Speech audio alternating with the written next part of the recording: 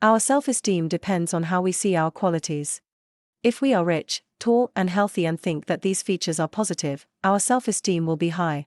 If we are alone, poor and sick, and think that these features are negative, our self-esteem will be low. People often think these values are fixed, but history shows they are not. Long ago, having fair skin was good because it meant a higher social status. Nowadays, being tan is seen as positive. This shows that what we value in ourselves can change.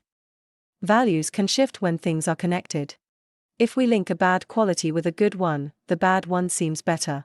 Marketing uses this idea with testimonials to make products look good. We want to do the same for our negative qualities that bring down our self-esteem. So, we made some videos pointing out common negative qualities. For each one, there's a list of people who share it. Knowing that we are not alone may help to render them less negative and more tolerable. Enjoy watching and learning.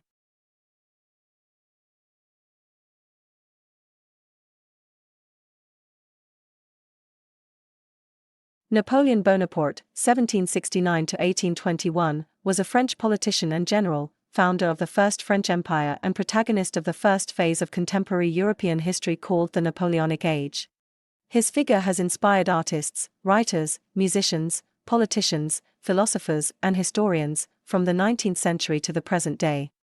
Napoleon obtained the nomination to lieutenant at the age of 16, at a regiment stationed in Valence, in the southeast of France. In those days he fell in love first with Caroline, daughter of Anna du Colombier, and later with Louise Marie Adelaide de Saint-Germain. In both cases he was rejected. Years later, he fell in love and married to Josephine Beauharnais, but her love was not as strong as his.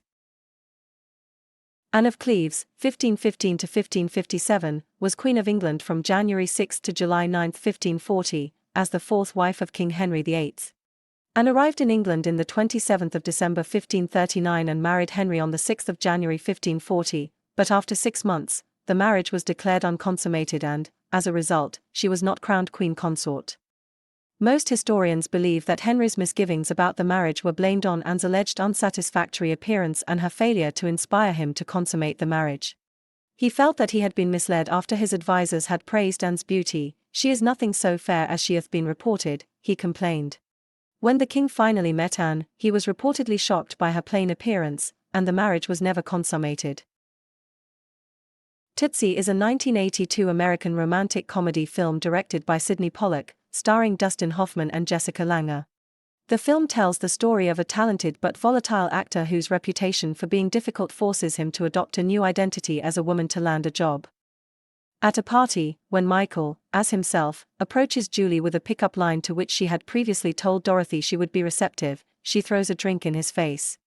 Later, as Dorothy, when he makes tentative advances, Julie, having just ended her relationship with Ron per Dorothy's advice, makes it known that she is not a lesbian.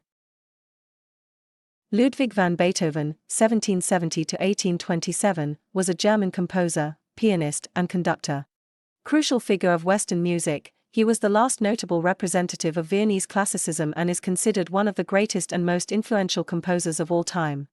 Despite the deafness that struck him before he was 30, he continued to compose, direct and play, leaving a huge musical production, extraordinary for its expressive strength and for the ability to evoke emotions. On the level of sentimental life, the composer had superficial relationships with numerous women, generally married, but none of them agreed to marry him. It is clear from 13 letters from Beethoven to Josephine Brunswick, which were only discovered after the Second World War, that Beethoven was passionately in love with her in the period 1804 to 1807, that he proposed that they should have a physical relationship, and that she refused.